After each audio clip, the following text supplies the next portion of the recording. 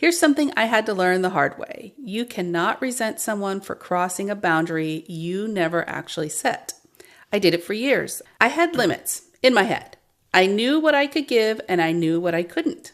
But I never said it out loud. But the truth is, an unspoken boundary isn't a boundary at all.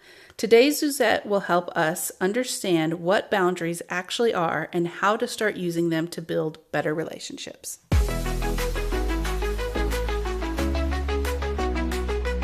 Welcome to Unafraid Living, a podcast where you will learn to fear less and live more. I'm Kim, and I'm here to ask questions that you might be thinking and maybe getting some clarity. I'm joined by Suzette, a certified brain health professional. Let's call her Coach Suzette. Yes, I do like that better, Coach Suzette, rather than brain health professional, because I am a life coach and my passion is helping you embrace the life that you actually really want to live. I'll show you how to quiet the fear so that you can face each day with confidence and resilience. Hey friends, Suzette here, your brain health professional. If fear or anxiety has been ruining your life lately, our Unafraid course was built for you.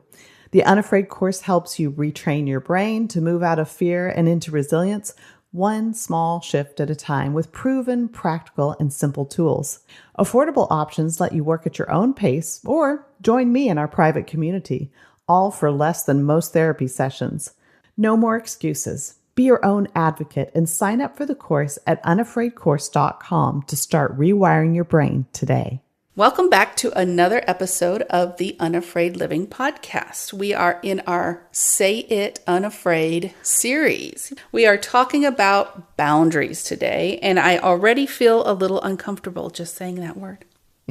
Saying the word boundaries. Yes. Yeah, well, you're not alone. Boundaries tend to bring up a lot of emotion, especially guilt or fear, and worry that we're going to disappoint people.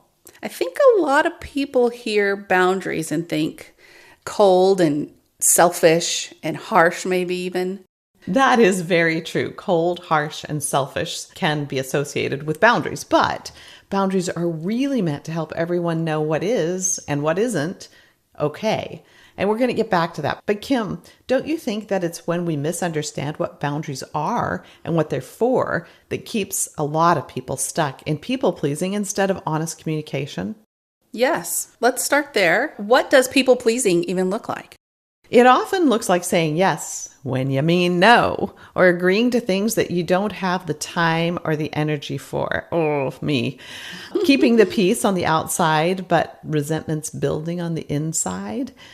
I remember a season where I was saying yes to everything, helping, showing up, stretching myself way too thin because I didn't want to disappoint anyone. I think I didn't want to disappoint me. I don't know what was going on with me, but I suppose that I wanted to look generous and maybe capable. But underneath, I was quietly getting resentful. Not that I was so exhausted. I just didn't want to be a lone ranger anymore. So there were times when we would brainstorm about something, an event, a gathering, a project, all with good intentions. But what started as what I thought was going to be a joint effort turned out to me owning things. What's interesting here is that it sometimes happens on larger scales, like at work or on a volunteer committee. But it can happen and be even more damaging when it happens within a family or even a marriage. Oh, yeah. That escalated quickly. Yeah, exactly. I mean, bringing it down to the small thing, but actually it's escalating, right? Suddenly, I was left wondering, how did I even get here? But the truth was no one forced it on me. I had to take responsibility for that. I didn't say, here's what I can help with and here's what I can't. Or here's what I'm willing to do and here's what I'm not willing to do. Because once I got that ball rolling, it felt unstoppable. But the truth is, I just kept doing all the things until I felt a little overwhelmed. Right. And probably frustrated that nobody else was stepping in and helping. Yes, and that's the part that really got my attention. I realized that I was silently resenting people for crossing boundaries that I didn't actually ever set. Maybe I did in my own mind, but that doesn't count. If they are not verbalized, they're useless. And as a matter of fact, they often cause damage because people step all over them and they don't even know they are. It was a big wake-up call. I bet it was. Why is it so hard to say no, even when we should? Because people pleasing is often a nervous system strategy. Your brain associates approval with love and safety. So saying no can feel like a threat to love and safety, even when it's the healthiest response. So it's not just a personality thing? No, not at all. When the brain senses possible rejection or conflict, it nudges us forward into appeasing. It's trying to protect us. We want that love. We want that safety. We want that connection. But it does so at a high cost, and one that's not going to serve you well. This must be where the boundaries get misunderstood. Boundaries aren't about controlling others. They're about being clear about what you can and cannot do, or as I said before, what I will and will not do. So they're not demands. Oh, no. A boundary is information for others. It says, this is what works for me. This is what doesn't. And actually, it's very clear that it will reduce resentment because people aren't guessing or crossing invisible lines.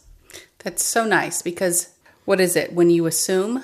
Yeah, it makes an ass out of you and me. That's right. That's Yes, right. So yes. I guess that's where the clarity comes in. And we are now not assuming, we are now understanding each other. Right.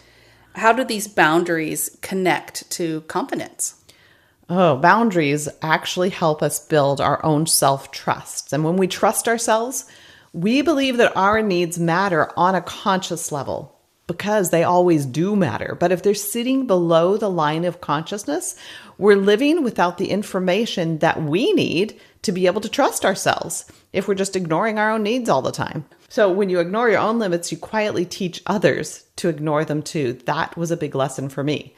Boundaries create relationships that are based on honesty instead of obligation, and those are much healthier relationships. Valid. It is, and it's true. This is where a lot of people get stuck, over explaining, right? I mean, a person can't say enough words to get their point across so that they aren't misunderstood or so that they can make sure that they are heard correctly or that their story is fully told so that nobody can take them. Kim, yes, that's true. Over-explaining is often guilt in disguise, or maybe it's guilt being revealed.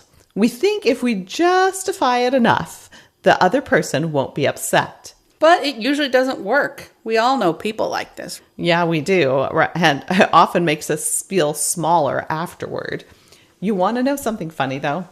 AI has made me aware of this very thing in myself. I often used to write a response. You know, you have to sometimes respond to things, and they're going to be hard things to say. So I'm no expert at AI, and I probably am using it in a way that's not exactly the most efficient. But I will often write a hard response and then put it in AI and ask it to help, tweak it, make it softer, or whatever.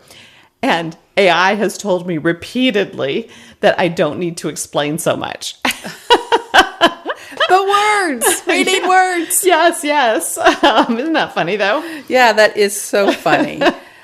So if we just need some ideas to be clear and calm, to respond to a request, what should we say?